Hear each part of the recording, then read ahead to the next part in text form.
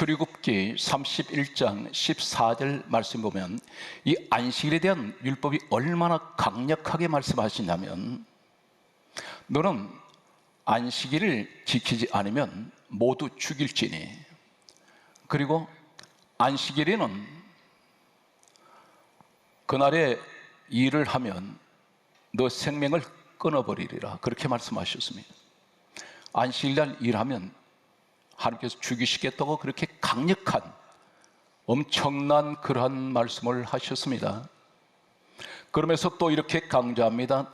출애굽기 31장 15절 말씀에 보면 하시는 말씀이, 안식일에는 일하지 말라, 일을 하면 누구든지 반드시 죽이리라, 그렇게 말씀하셨습니다. 다시 말씀드려서 하나님은 주신 이 법 가운데 안식일은 무슨 일이든지 하면 하나님께서 사람을 죽이시겠다고 말씀하셨습니다. 예수님께서 이 땅에 오셨습니다. 예수님 이 땅에 오셨을 때 바로 이 율법이 지배하는 유대 땅에 오셨습니다. 그런데 성경 말씀을 보게 되면, 마태복음 12장 1절에 보게 되면 예수님께서 제자들과 함께 밀밭 사이로 지나가고 계셨습니다. 이 날이 안식일입니다. 그런데 제자들이 시장하여 밀이삭을 잘라 먹었습니다. 이 광경을 목격한 바리새인이 이렇게 시비를 합니다. 마태복음 12장 2절에 예수님께 하는 말이, 당신의 제자들이 안식일에 하지 못한 일을 하고 있습니다. 이 말이 무슨 말이냐면, 왜 율법을 범합니까? 율법 때는, 이 율법 시대는 안식일날 강조했습니다. 이 안식일은 아무 일도 하지 못하게 하는데 남의 밭에 밀이삭을 잘라 먹으면 안 됩니다. 그런데 안식일을 범했다고 지적을 했습니다. 안식일을 범하면 사람은 돌로 쳐서 죽이도록 되어 있습니다. 한마디 말하죠, 돌 맞는 일을 했습니다. 성경 말씀을 보게 되면 누가복음 6장 6절 말씀에 이렇게 기록하고 있습니다. 예수님께서 안식일날 오른손 마른 자 그 병을 고쳐주셨습니다. 병 고치시면 안 됩니다. 만약에 안식일날 병 고치면 예수님 죽으십니다. 엄격하게 율법에는 안식일날 아무 일도 하지 말라 하셨는데 무슨 일이든 하면 죽일지니 말씀하셨습니다. 적절 심판입니다. 누가 돌을 쳐서 죽여도 이 법에 저촉이 되지 않습니다. 계속되는 말씀을 보면 누가복음 13장 10절에 보게 되면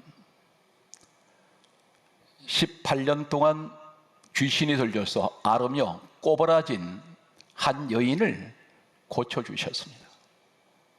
여인의 허리를 펴주었습니다. 이것을 본 회당장이, 이 유대인이 누가복음 13장 14절에 보면 이렇게 말합니다. 안식일에 하지 못할 것이니라 예수님께 지적을 합니다. 성경 말씀은 누가복음 14장 1절에 보게 되면 안식일날 수종병이라고 있습니다. 수종병 든 자를 고쳐주셨습니다. 사랑하는 성도 여러분, 예수님이 안식일날 사람 고쳐주면 예수님 죽습니다. 이 모습이 누구 모습인지 아십니까? 바로 오늘 이 시대에 나와 여러분의 모습입니다. 예수님은 죽기를 각오하시고 사람을 살려냅니다. 사람 살리실 때 시간, 때, 장소가 없습니다. 낮이고 밤이 없습니다. 지금 우리를 향해서 말씀하고 있습니다. 주님, 지금 나에게 찾아오셔서 예수님은 죽으셔도 나 살리십니다. 그분이 바로 2000년에 오신 예수님이십니다. 예수님은 이 땅에 오셔서 항상 관심이 살리는 일입니다. 혹 여러분 섬기시는 교회에 에베소서 1장 23절에 교회는 주님 몸이라 했는데 교회 나가셔서 사람 죽이고 있지 않습니까?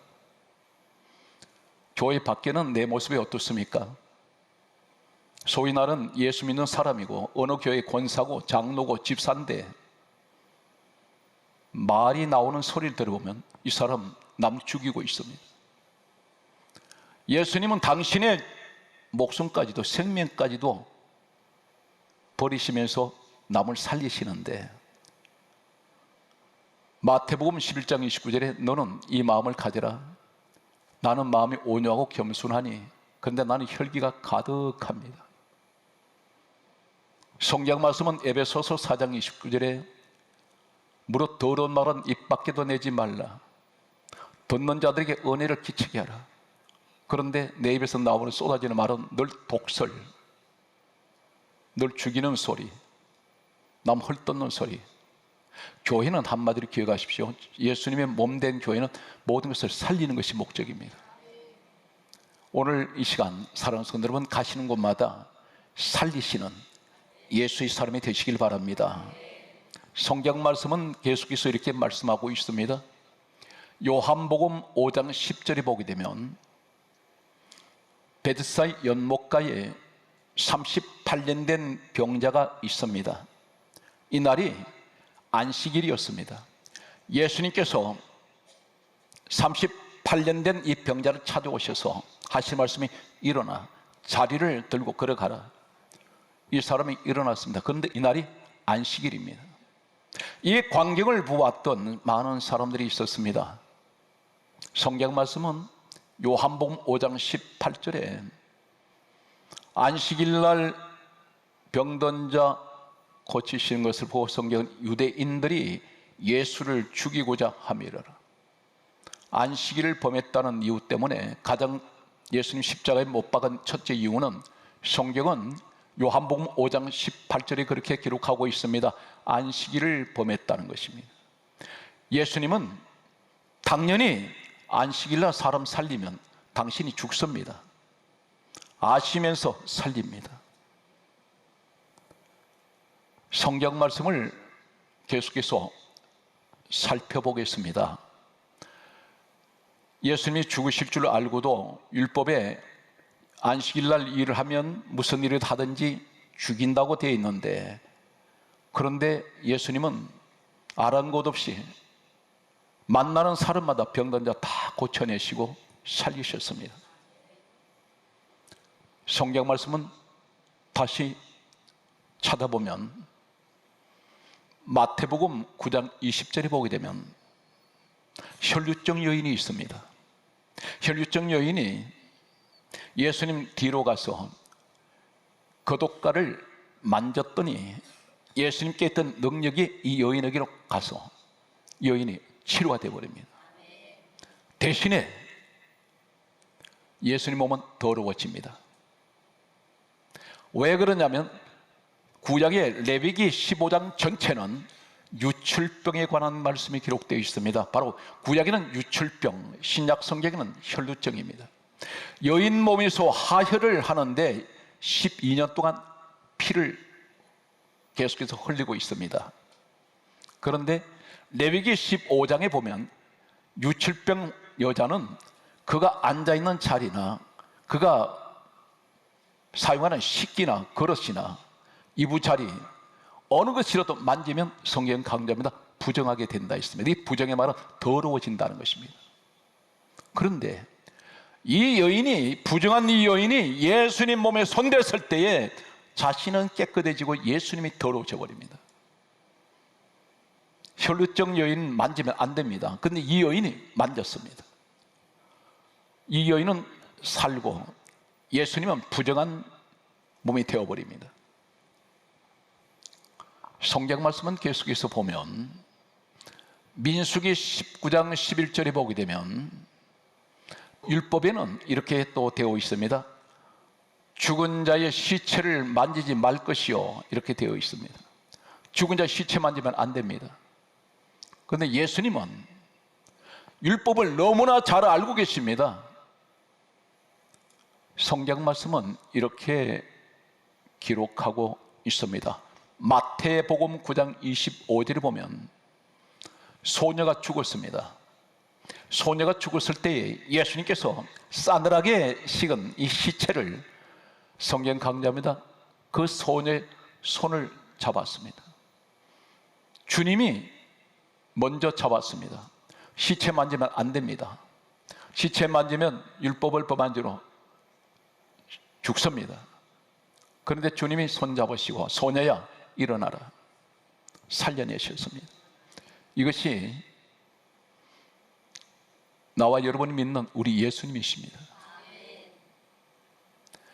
성경 말씀은 누가복음 7장 12절에 보면 한 청년이 죽었습니다. 시체를 메고 나오는데 예수님이 시체 앞에 서셔서, 성경 강조합니다, 관에 손을 대십니다. 예수님 스스로 손 대십니다. 예수님이 스스로 부정하게 되어버립니다. 시체를 만지는 자는 부정하게 될 것이요, 주님이 부정하게 되었습니다. 이 땅에 오신 우리 예수님 누구십니까? 빌립보서 2장 6절에 그분 근본 하나님 본체십니다. 하나님 본체 되신 분이 천하고 천한 이 낮은 곳에 오실 때에 하나님 아들 독생자 예수입니다. 한 분밖에 계시지 않는 그 아들을 이 땅에 내려보내실 때 십자가에 죽이시기 위해서 내려보내셨습니다. 누구를 위하여? 죄인된 우리를 위하여. 그런데 예수님이 이 땅에 내려오셔서 잠시도 쉬지 않습니다. 밤낮 없이 다니시면서 무조건 병든 자, 죽은 자, 대상 가리지 않고 살려냅니다. 오늘 그분이 여러분이 믿는 우리 예수님이십니다. 낙심하십니까? 예수님이 내 눈에 보이지 않는다고 말하세요? 주님은 보이지 않는 곳에서 나를 지켜보고 계신다는 사실입니다. 오늘 다윗이 고백했던 시편 23편 1절에서 6절을 기억하십시오. 여호와는 나의 목자시니 내게 부족함이 없으리로다. 23편 앞에 22편에 무슨 말인지 아십니까? 시편 22편 1절에 다윗이 기록한 이 시에 나의 하나님 나의 하나님 어찌하여 나를 버리셨나이까? 내가 낮에도 부르짖고 밤에도 잠잠치 않사온데 왜 응답하지 않습니까? 이 사람 누굽니까? 사도행전 13장 22절에 내가 다윗을 만나니 내 마음에 맞는 사람이라, 내가 내 뜻을 다 이루리라 하셨던, 성경의 전 성경이 유일하게 다윗에게만 이렇게 말씀하셨던 그 다윗도 한테는 고난이 왔습니다. 아무리 부르짖어도 하나님은 응답지 않는 것 같습니다. 전혀 하나님은 다윗에게 어떤 말씀도 응답하지 않습니다. 많은 시간이 흘러갈 때 다윗은 하나님 앞에 그렇게 시편 22편 1절에서 2절에 부르짖습니다. 내 하나님이여 내 하나님이여 어찌하여 나를 버리셨습니까? 왜 하나님 나를 잊으셨습니까? 이 자리에 계속되는 고난 앞에서 하나님 나 잊으셨습니까? 나를 버리셨습니까? 내가 낮에도 부르짖습니다. 밤에도 부르짖습니다. 그런데 하나님 응답하지 아니하시나이다. 이것이 하루 이틀이 아니라 기나긴 시간이 흘러갈 때 우리 하나님은 막연하신 하나님, 내게는 보이지 않는 하나님. 그런데 이 다윗이 바로 시편 23편 1절이 시작되면서 여호와는 나의 목자시니 내게 부족함이 없습니다. 그가 나를 푸른 초장으로 맑은 시냇물과 나를 인도하십니다. 이 다윗은 오직 하나님 말씀을 믿는 사람입니다. 사랑하는 성도 여러분, 오늘 이 자리에 하나님 말씀을 그대로 믿습니까? 그렇다면 오늘 하나님 눈, 내 눈이 지금 보이진 않지만 항상 그분은 불꽃 같은 눈동자로 여러분을 지키고 계신다는 사실을 믿으시기 바랍니다. 수많은 병자를 찾아오시고 당신이 죽으실 수 있는 그 위험한 현장에 주님은 나를 살리러 오셨습니다. 성경 말씀을 계속해서 여러분에게 소개합니다. 요한복음, 오늘 이 말씀 앞에 먼저 마태복음을 소개하겠습니다. 마태복음 3장 11절 말씀을 보게 되면 세례 요한이 있습니다. 이 세례 요한이 요단강에서 세례를 주고 있습니다. 이 세례를 가리켜 마태복음 3장 11절은 회개의 세례라 있습니다. 이 회개의 세례를 주고 있는데 이때 어느 정도 사람들이 모여들었냐면 마태복음 3장 5절을 보게 되면 예루살렘과 온 유대와 요단강 사방에서 사람들이 다 모여 그에게로 가는지라. 구름대 같은 사람들이 이 세례 요한 쪽으로 몰려오고 있습니다. 요단강 사방이라 했습니다. 예루살렘이라 했습니다. 온 유대라 했습니다. 민족 전체에 이 세례 요한을 세례를 받으려고 사람들이 몰려들고 있습니다. 성경 말씀은 이렇게 강조합니다. 마태복음 3장 6절에 보게 되면 자기들의 죄를 자복하고 세례를 받더라 이렇게 말씀합니다. 그런데 예수님께서 세례를 받으러 오셨습니다. 우리 주님이 스스로 찾아오셨습니다. 요단강에 몸을 잠그신 이 장면은 마태복음 3장 16절에 보게 되면 예수님이 요단강에서 세례를 받으시는데 이 세례가 어떤 세례냐면 머리까지 완전히 물속에 잠기는 것이 이것이 침례입니다. 이것이 세례입니다. 그런데 이것이 어떤 것인가요? 자기 죄를 자복한다 있습니다. 마태복음 3장 6절에 각자의 자기 죄를 자복할 때 이 요단강 물속에는 수많은 사람들의 온갖 죄가 물에 잠겨 있습니다. 한마디로 말해서 이 물은 죄의 물입니다. 범벅이 되어 있습니다. 죄덩어리입니다. 여기에 우리 예수님 누구신가요? 고린도 후서 5장 21절에 보면 우리 예수님을 가리켜 죄를 알지도 못하시는 분이라 있습니다. 순백 상태입니다. 마치 하얀 백지장 같습니다. 그런데 먹물 같은 시커먼 이 요단강 물속에 하얀 백지가 들어갔다 나올 때 새카맣게 됩니다. 우리 예수님께서 완전히 잠기실 때에 물속에 있는 수많은 죄인들의 온갖 그동안 세례받았던 자들 죄가 이 잠겨있는 이 죄가 예수님께 다 달라붙습니다. 새카맣게 달라붙었습니다. 예수님 여기서 나오실 때 요한복음 1장 29절에 사도 이 세례 요한이 이렇게 합니다. 말합니다. 보라, 세상 죄를 지고 가는 하나님의 어린 양이로다. 세상 죄를 지고 간다 했습니다. 언제 그랬습니까? 요단강 물속에서 나올 때. 무슨 얘기입니까? 이 요단강 물속에 나와 여러분의 죄가 그 속에 있습니다. 죄를 자복했더니 그 죄가 완전히 요단 물속에 잠겨있던 이 모든 죄덩어리가 다 예수님께 달라붙습니다. 새카맣게 달라붙었습니다. 예수님 그러면서 십자가를 걸어가십니다. 갈라디아 3장 13절에 이렇게 말씀하고 있습니다. 예수 그리스도께서는 우리를 위하여 저주를 받은 바 되사 그분은 나 때문에 저주받았습니다. 율법의 저주에서 우리를 속량하셨습니다. 율법의 저주가 뭡니까? 율법이 뭐였나요? 안식일. 율법이 무엇입니까? 혈루증. 율법이 무엇입니까? 죽은 시체한테 맞으면 안 됩니다. 이것이 율법입니다. 그런데 율법의 저주에서 우리를 속량했단 말은 값을 치릅니다.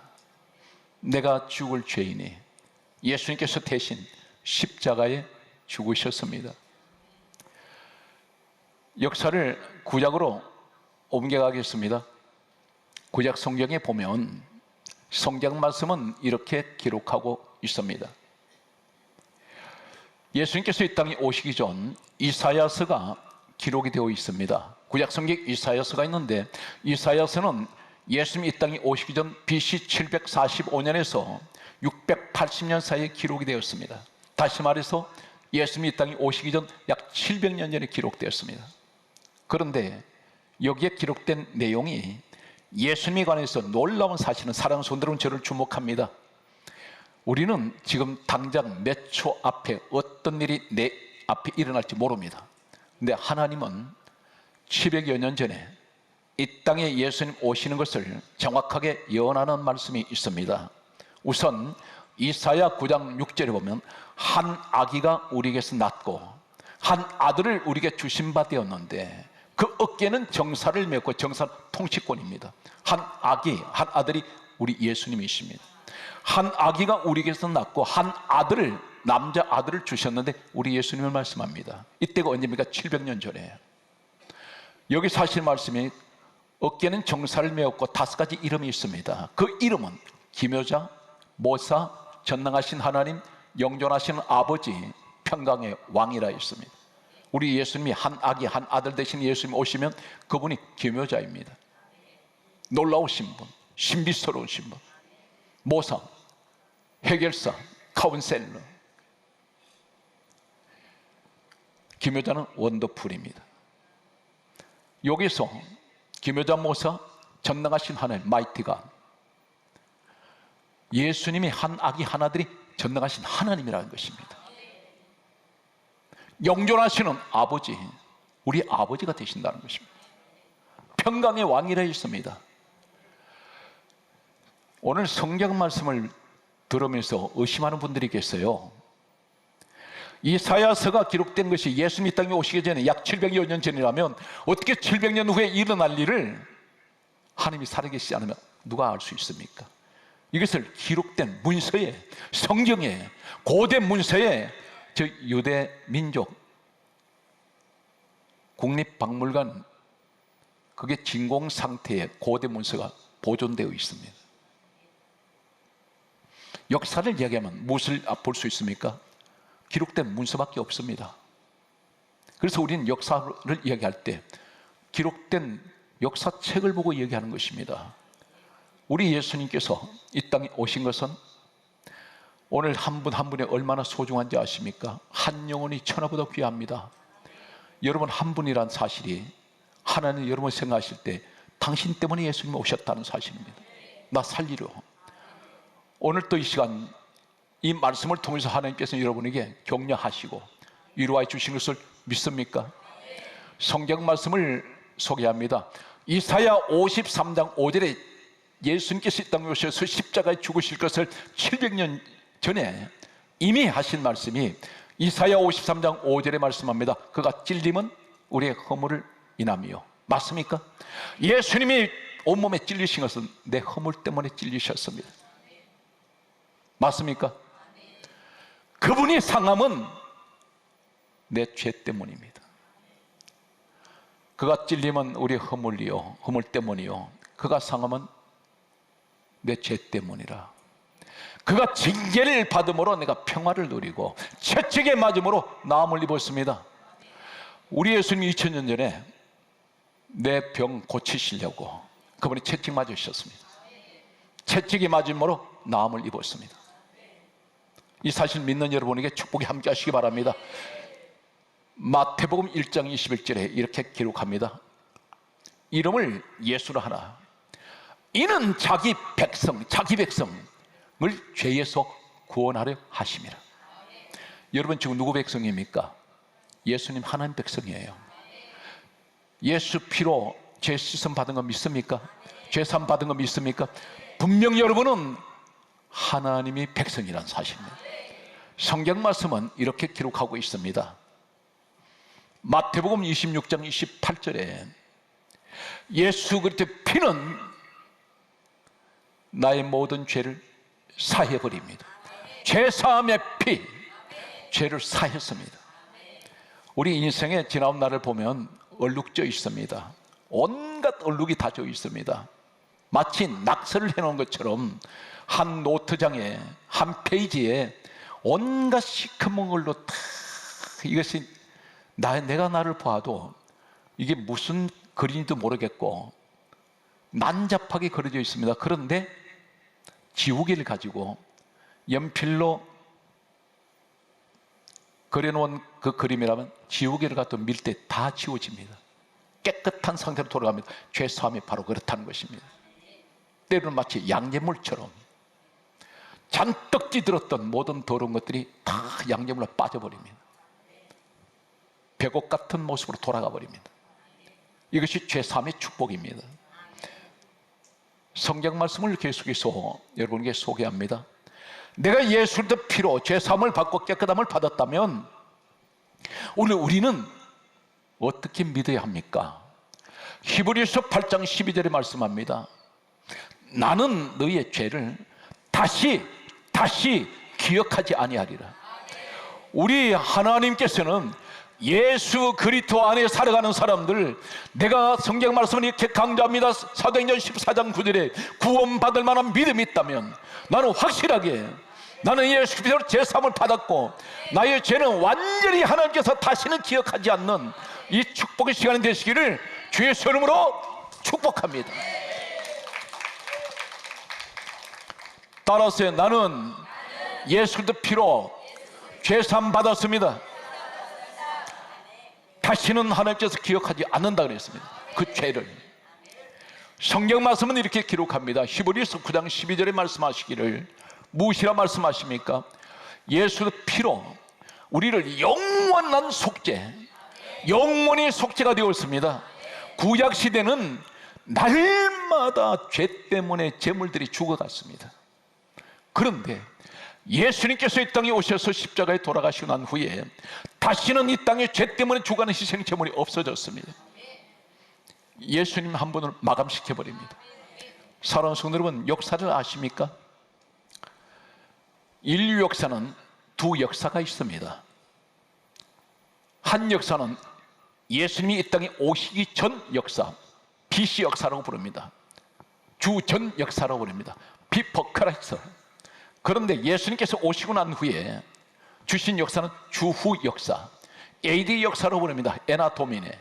바로 그 역사가 무슨 역사인지 아십니까? 우리가 사용하는 연대 2025년은 예수님이 이 땅에 오시고 새로 씌워진 역사입니다. 이 말씀이 무슨 말인지 아십니까?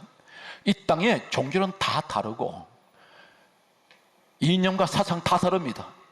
인종이 다 다릅니다. 국적도 다 다릅니다. 그런데 한 가지 우리는 부인할 수 없는 것은 당신은 2025년이라는 그 연대 속에 살고 있습니다.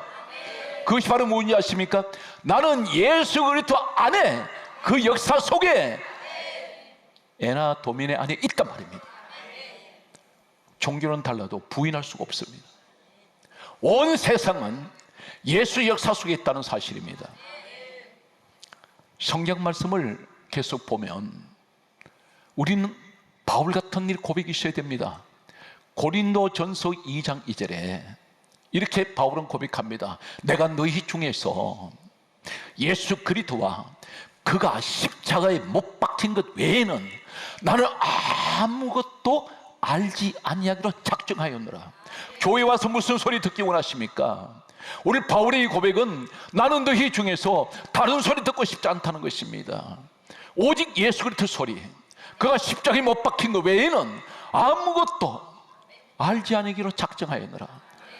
여러분 섬기는 교회가 오직 예수 소리, 오직 십자가의 소리, 오직 주님을 자랑하고 주님을 전가하는 여러분 교회와 가정과 여러분 삶이 되시기를 주의 이름으로 축복합니다. 성경 말씀은 계속해서 우리에게 무엇을 말씀하고 있습니까? 성경 말씀은 이렇게 강조하고 있습니다. 갈라디아 2장 20절에 바울이 역시 이렇게 고백합니다. 이 바울은 전 인류를 전체를 다 대표할 수 있는 최고의 하나님 세우신 종 중의 종입니다. 이분은 신약 성경 27권 가운데 무려 13권에서 14권을 기록한 사람으로 알려져 있습니다. 이분은 셋째 하늘까지 살아서 올라갔다가 내려온 사람으로 알려집니다. 이분은 손수건 앞치마만 갖다 얹어도 병든 사람이 치료되고 귀신이 쫓겨나갔습니다. 이분은 예수님 때문에 살고 예수님 때문에 그분은 순교했습니다. 그런데 이분이 이렇게 고백합니다. 갈라디아 2장 20절에 내가 그리스도와 함께 십자가에 못 박혔나니 그런 적 이제는 내가 사는 것이 아니요 내 안에 그리스도께서 사시는 것이라. 나는 예수 그리스도 안에서 죽었다는 것입니다. 사랑하는 성도 여러분, 우리는 이러한 바울을 닮아야 합니다. 사도 바울을 따라가야 합니다. 오늘 성경 말씀은 그러므로 우리에게 강조합니다.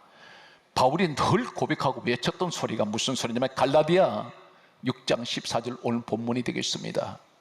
내게는 예수 그리스도와 그가 십자가에 못 박힌 것 외에는 알지 않으니까 작정했다는 그가 고백하는 말은, 내게는 우리 주 예수 그리스도의 십자가 외에는 결코 자랑할 것이 없노라. 오늘 교회 강단에는 십자가 소리가 들려야 됩니다. 예수 피 소리가 들려야 됩니다. 하나님의 집된 교회에 날마다 증거되는 소리가 예수의 피의 소리, 성교하는 소리, 십자가 소리는 내게 생명을 줍니다. 오늘 또 사랑하는 성도 여러분, 범사위에 나는 예수의 정인되기를 원합니다. 이 기도하시는 여러분에게 하나님 역사하시고 함께 하실 것입니다. 우리에게 마지막 전하시는 말씀이 무엇입니까? 예수님 유언처럼 남기시는 말이, 우리 이 사실을 명심해야 됩니다. 나는 예수부터 말미암아 값없이 구원받았는데 내가 이 모습 그대로 하나님 앞에 돌아간다면 너무나 부끄럽습니다. 아무것도 한 것이 없습니다. 과연 주님을 위해서 최선을 다했습니까? 예수님께서 말씀하셨습니다. 마지막 감람산에서 하늘로 올라가시기 전에 하신 마지막 남기시는 말씀이 사도행전 1장 8절에 오직 성령이 너에게 임하시면 너희가 권능을 받고 온 유대와 사마리아 땅끝까지 이르러 내 정인 되어라. 너 성령을 받아라. 성령을 받으면 정인 된다 했습니다. 무슨 정인? 온 천하에 예수를 전가하라는 것입니다. 이번 주에 그동안 저희가 여러분 아시겠습니다마는 136개 31개 국가에 유치원, 초등학교, 중학교, 고등학교, 대학교, 그리고 병원, 과원, 선교센터, 교회를, 놀라운 기적은 136개를 지금 건축을 하고 있습니다. 현대식 건물로 짓고 있습니다. 돈으로 이야기한다면 이건 숫자가 우리가 이야기할 수 없을 만큼 막대한 돈이 들어갑니다. 그런데 지으면 완공되면 무상으로 아무 조건 없이 줘버립니다. 국가에다 헌납하기도 하고 선교사들한테 좋습니다. 그런데 4개 교회가 너무나 어려운 이 상황에서 4개 교회를 또 건축을 요청을 했습니다. 이 교회가 없어가지고 날마다 예배 드릴 때마다 다른 집을 옮겨 다니면서 예배 드리고 있다 했습니다. 그래서 하나님 일은 어떤 계획을 가지고 돈을 준비해놓고 하는 것이 아니라 하나님 하신 일은 없는 곳에서 있게 하시고 하나님께서는 할 수 없는 것을 하게 만드신 하나님이기 때문에 6개, 136개에서 4개 교회가 포함돼서 140개를 건축을 하기로 했습니다. 이것은 우리가 작은 일이지만 하나님이 하신 일을, 그분이 모든 일을 하십니다. 그분이 다 해냈어요.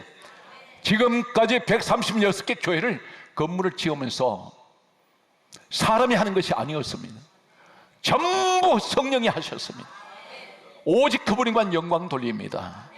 그런데 이번엔 4개가 역시 아무 준비가 없습니다. 돈은 없지만 하나님께서 지금까지 역사하시기 때문에 4개 교회도 하나님께서 건축하게 하셔서 영광을 받으실 줄로 확신합니다. 사랑하는 성도 여러분, 말씀을 결론을 맺습니다. 오늘 또 우리 주님은 나를 외면하지 않습니다. 나를 지켜보고 있습니다. 항상 마음 아파하는 사람에게 찾아가셔서 같이 우시기도 하시고 안아주시고, 그리고 당신이 죽으실 것을 아시면서도 살려내시는 오늘 십자가의 그 사랑 항상 잊지 마시고, 힘들 어려울 때 예수님을 부르세요. 반드시 주님은 당신 곁에, 언제나 그 곁에 지키고 계실 것입니다. 오늘 또 큰 위로와 소망이 여러분과 함께 하시기를 주 예수 이름으로 축복합니다.